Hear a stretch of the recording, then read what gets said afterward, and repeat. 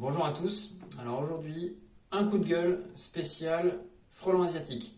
Alors j'avoue que je suis très agacé parce que depuis quelques jours, je vois passer énormément de bêtises sur le piégeage de printemps des frelons asiatiques.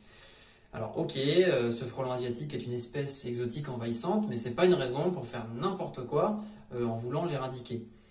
Donc en ce moment, vous allez trouver tout un ensemble de tutos dans la presse, sur les réseaux sociaux, qui vous encouragent à poser des pièges, à fabriquer des pièges avec des bouteilles en plastique que vous allez remplir avec de la bière, du vin blanc, du cassis ou je sais pas quoi.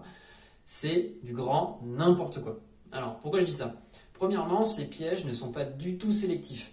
Donc vous allez peut-être attraper des frelons asiatiques avec ça, mais vous allez aussi attraper et tuer d'autres insectes, des guêpes, des papillons, des abeilles, des diptères, etc., etc. Et donc, en voulant lutter contre une espèce, vous allez détruire tout un morceau de biodiversité autour de chez vous. Et donc ça, c'est pas possible. Deuxièmement, il y a une vraie méconnaissance du cycle de vie du frelon asiatique. Quand les potentielles reines vont commencer à s'activer, justement, maintenant là, elles vont s'entretuer parce qu'elles seront en compétition. Donc naturellement, la population de futures reines va diminuer.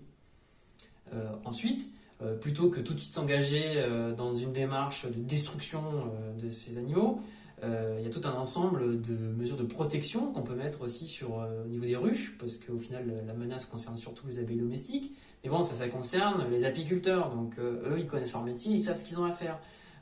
C'est pas terrible de encourager tout un chacun à poser des pièges n'importe où, dans n'importe quel jardin. Donc ça aussi, en termes de démarche, c'est n'importe quoi. Ensuite, la seule vraie méthode pour lutter à court terme contre le frelon asiatique, c'est tout simplement de détruire les nids.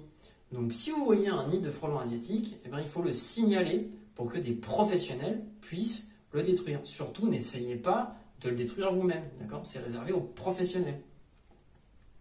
Et puis, j'ajouterais qu'en réflexion à long terme contre le frelon asiatique, on peut tout simplement favoriser l'implantation de prédateurs naturels.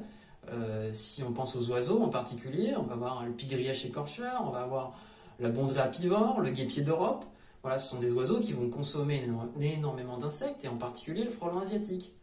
Donc, grand scoop, si on arrête de détruire la nature et de faire s'effondrer les populations d'oiseaux, super moyen pour lutter contre le frelon asiatique.